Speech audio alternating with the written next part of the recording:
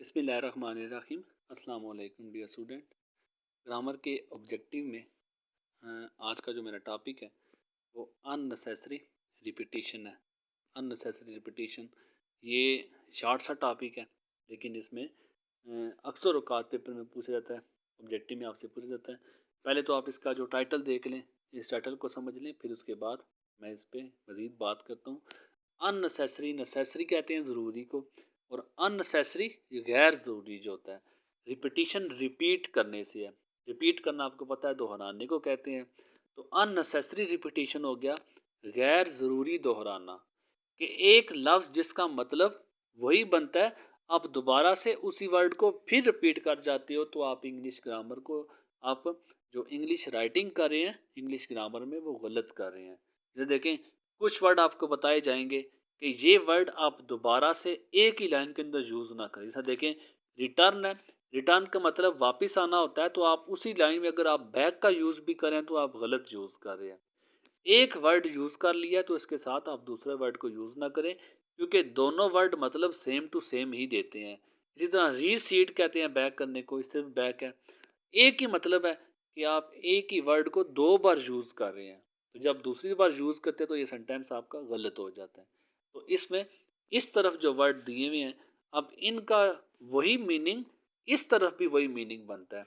तो इस तरह वाले सेंटेंस को, ये दोनों सेंटेंस सेम मीनिंग रखते हैं, तो आपने इस तरह के सेंटेंस जब रिपीट करें सेंटेंस में, जब आप किसी सेंटेंस में लिखें, तो फर्स्ट वाले सेंटेंस अगर लिख लेते हैं तो सेकंड वाले सेंटेंस को लिखने की ज़रूरत नहीं है, क्योंकि ये सेम टू सेम मीनिंग देते हैं। ठीक है, अब इसमें कुछ एग्जांपल आपके सामने मैं नोट कर लूँ। देखें, work hard लेस्ट you should not fail. अब लेस्ट जो होता है, ऑलरेडी इसका मतलब होता है कहीं ऐसा ना हो, कहीं ऐसा ना हो।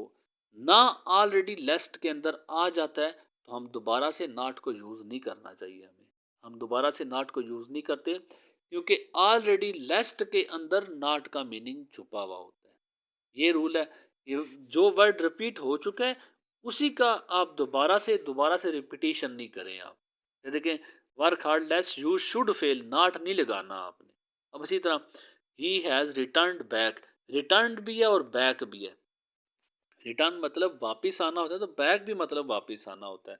हमने डबल यूज़ किया है, तो हम इसे बैक को काट देंगे, he has return from Lahore. इसी तरह, he is very kind enough. अब देखें, वेरी भी वही है, एनफ भी वही है, बहुत के सेंस में है। ही इज़ वेरी काइंड के साथ एनफ, दोबारा से एक ही चीज़ को दो बार नहीं लिखना हमने, ये रिपीटिशन है। तो इसी रिपीटिशन को, ये वर्ड आप याद रख लें, इन्हीं वर्ड्स को आप देख लें। उम्मीद करता हूँ कि ये वर्ड्स आप एक दफ़ा देखने के बाद दोबारा कभी लिखने में गलती नहीं करेंगे। एक्सरसाइज इसकी दी हुई है, आप इन वर्ड्स को याद करने के बाद एक्सरसाइज को अटेम्प्ट करके अपने आप को आप जांच लें, अपने आप को पड़ताल कर लें कि आपको कितनी अच्छी अंडरस्टैंडिंग है, कितना अच्छा आपको याद है।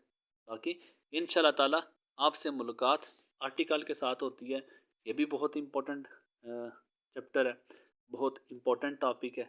इसमें भी बहुत से वर्ड्स जो हैं ये पेपर में रिपीटेड हैं, और तकरीबन आपके जो पेपर का जो 50% पोर्शन है वो आपके आर्टिकल से भी बनता है। तो आपसे इंशाल्लाह ताला आर्टिकल में मुलाकात होगी। उम्मीद करता हूँ अननेसेसरी रिपीटिशन आपको काफ़ी हेल्प करेंगे। दोबारा से इंग्लिश जब लिखेंगे तो आप दोबारा से कभी इन वर्ड्स का रिपीट नहीं करेंगे। अपनी दुआओं में याद रखिए। जज़ाकल्लाह। अल्लाह हाफिज़। अस्सलाम वालेकुम।